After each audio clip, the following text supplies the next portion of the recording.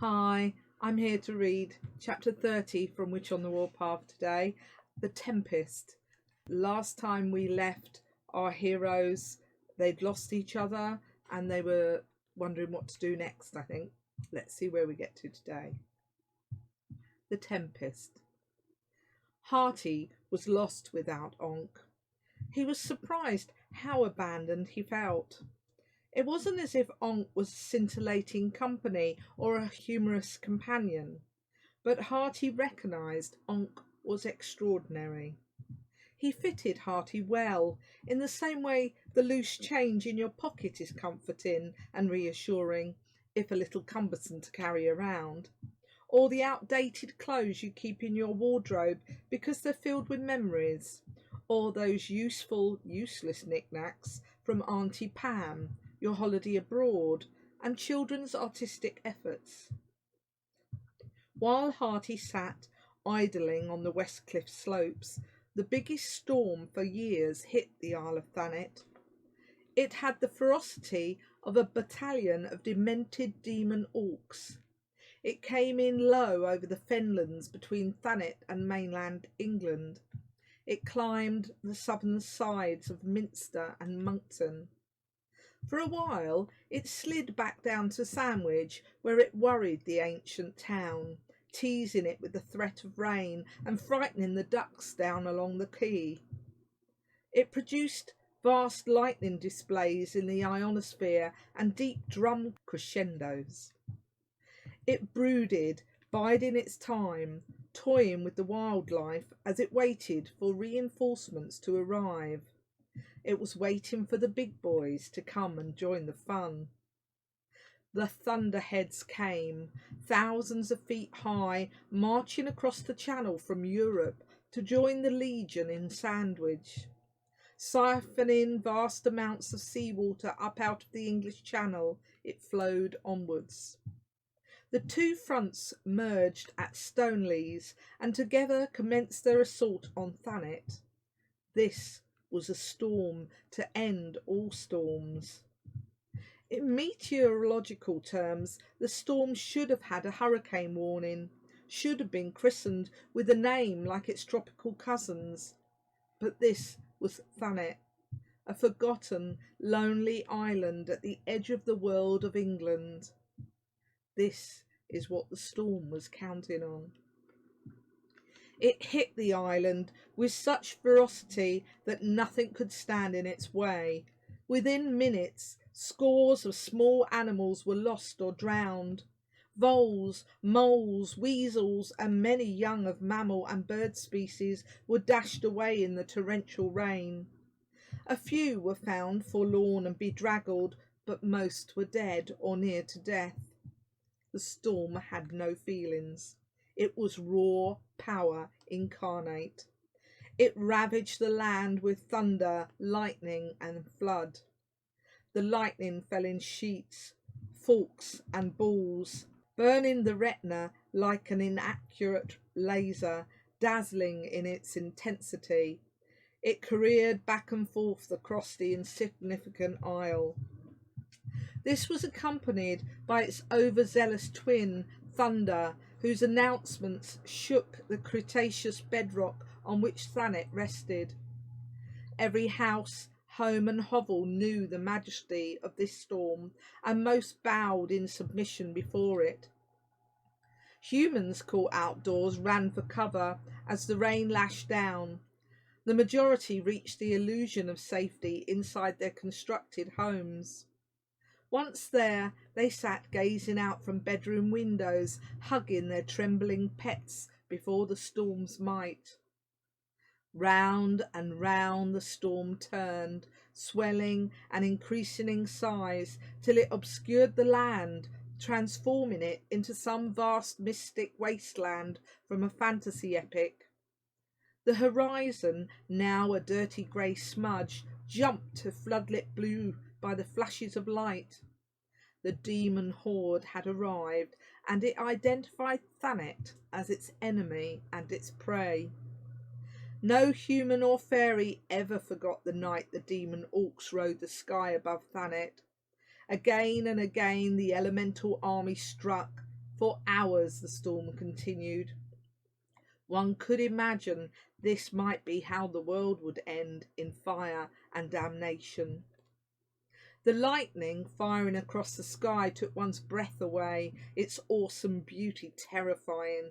The thunder made one's heart miss a beat with the punishment of its blows, which vibrated down through soles of feet, paw and claw. It seemed like the world was coming apart at the proverbial seams. Those who could prayed, those who couldn't pray wept, or watched in reverence at a world gone mad. Below, in the tunnels, Onk and Dog were oblivious to the noise and drama above their heads. Their sleep was restless, though, as they acknowledged the storm's arrival at a subconscious level, neither waking until the water lapped at Onk's toes. Living in a riverbank had made Onk mindful of water surges. He had on more than one occasion effected a narrow escape from his riverside home. So frequent were the incidents that he'd finally dug an escape route for emergencies through the back wall of his lounge. The tunnel he'd hewn, like the rest of his home, was shorn up by shopping trolleys, his favourite construction material. The tunnel he and Dog were using as a bedroom did not have the luxury of a shopping trolley escape route. Unknown to them, it was one of those dreaded cul-de-sacs, and Onk had neglected to explore it at his peril. He hadn't vectored the effect of storms on his new home. Thus the two of them were unprepared for the wall of water which hit them at great speed, throwing them bodily down the dead-end passage. Reacting out of instinct, Onk reached out, grabbing Dog by his neck. He hoisted the dragon to safety on his broad shoulders. The force of the water had extinguished Dog's fire temporarily, so Onk's skin was safe for a short while. Half swimming doggy paddle, half walking, Onk attempted to struggle back down the tunnel towards the remembered exit. Unknown to Onk, the storm above was at its zenith. He and Dog were going nowhere. After several frenzied minutes, with a terrified baby dragon wrapped around his neck, a second wave of water hit the unlucky couple. They careered like jetsam down the makeshift river to its end. There was nowhere to go and no exit when they got there. Onk spotted the rusted rungs of a metal ladder sprouting from the wall halfway down, and he lunged for it. Its top rung ended far short of any exit, but it was much higher than the raging water around them. Onk climbed. After several minutes, the water below seemed to slow, but the level didn't fall. It swirled around inches from their feet, menacing them instead. The storm runoff, a fetid, brown, writhing mass, more like oxtail soup than water, carried with it the struggling bodies of numerous small animals, along with masses of human litter and debris. Onk began saving as many creatures as he could, even those who seemed more half dead than alive. The thought of eating them to assuage his savage appetite didn't occur to him. In this time of crisis, a temporary truce seemed to exist between them all. Soon, a number of bedraggled blackbirds, tiny brown voles, and young bunnies had settled on various parts of Onk's anatomy and inside his clothing, such as it was. An innocent young wren nestled in the waistband of his trews, shivering. His hat became a sanctuary for the remaining aerial refugees. His chest hair filled with voles, while bunnies snuggled behind his neck under his long hair. Their eyes remained closed, hoping, optimistic as usual, it was a bad, bad dream. Outside, above their heads, the black demon skies stepped up their partying to another level.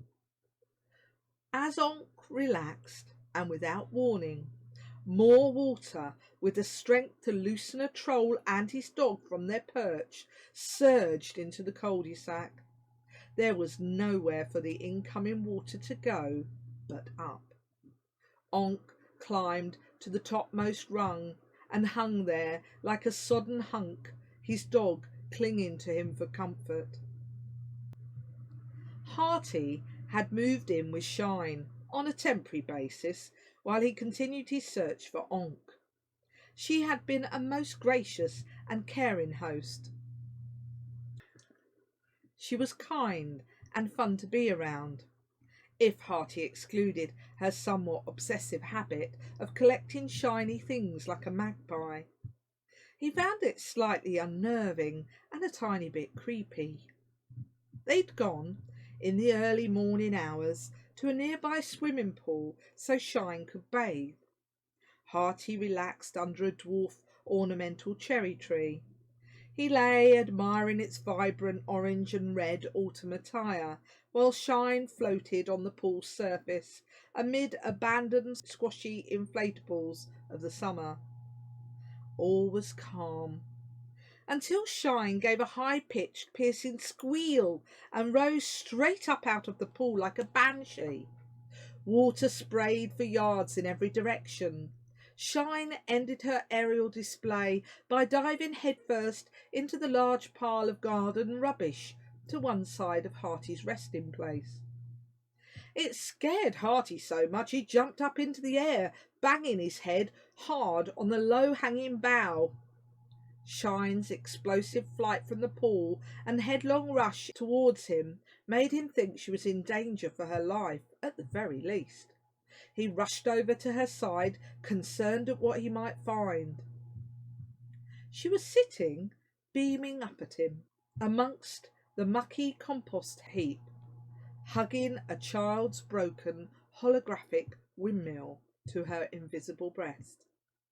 "I've been looking for one of these for eons," she crooned, cradling her new-found treasure in her hands. "Great," was all Hearty could think to say. Now he was on his own, while she'd gone home to attach her new treasure in the very place, as she put it. It was so typically fairy female, reflected Hearty, considering Shine's reaction to the windmill. His thoughts turned in time to Onk.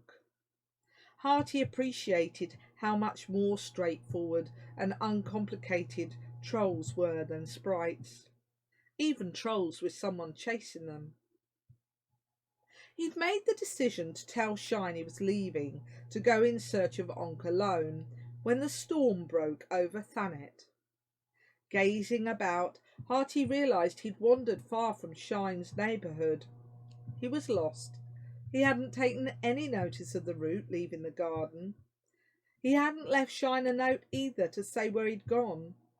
Instead, he'd meandered around, losing track of his location while he considered his future.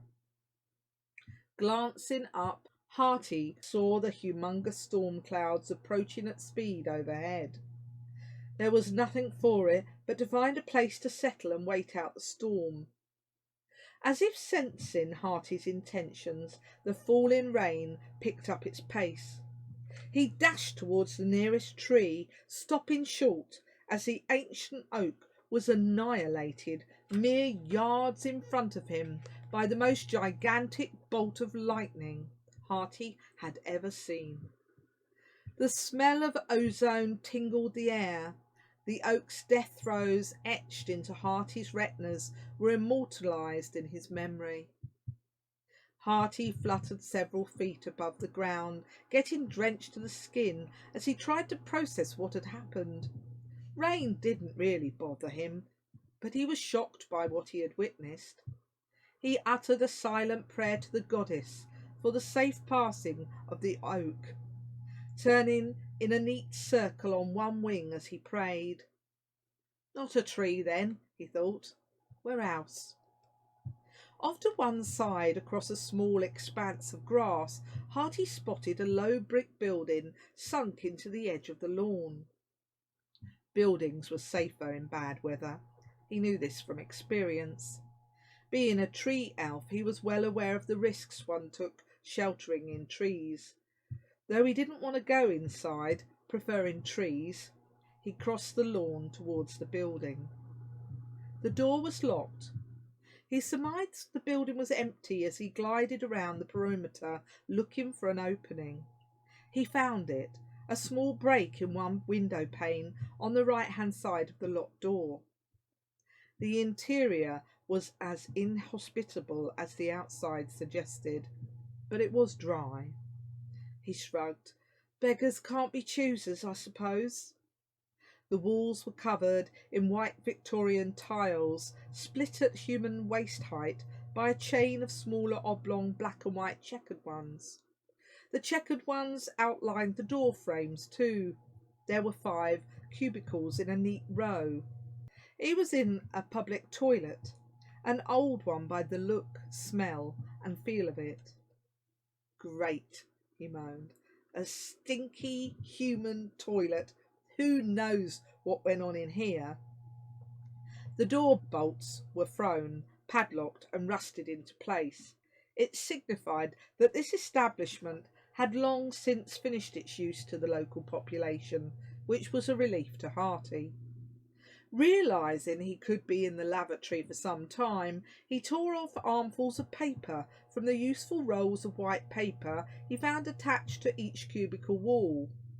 Fashioning them into a comfy nest on the shelf under the cracked mirror above a row of 3 sinks, Hearty settled down to wait the storm out.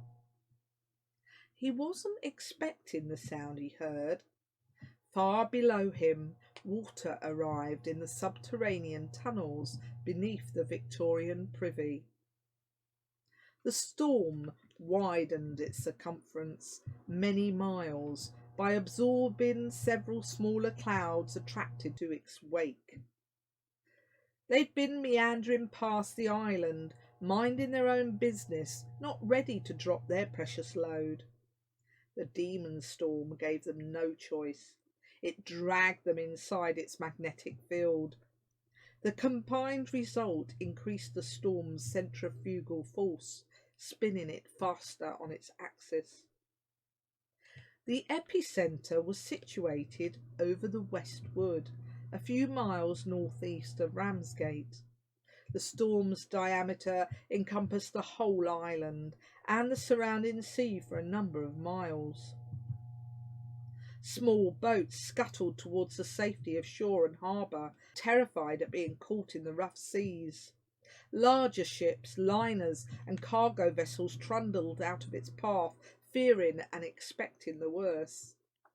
Its gyrations and spiralling winds created a great uplift of pressure over the sea, lifting tons of seawater up into the air to join its swollen, malignant mass above.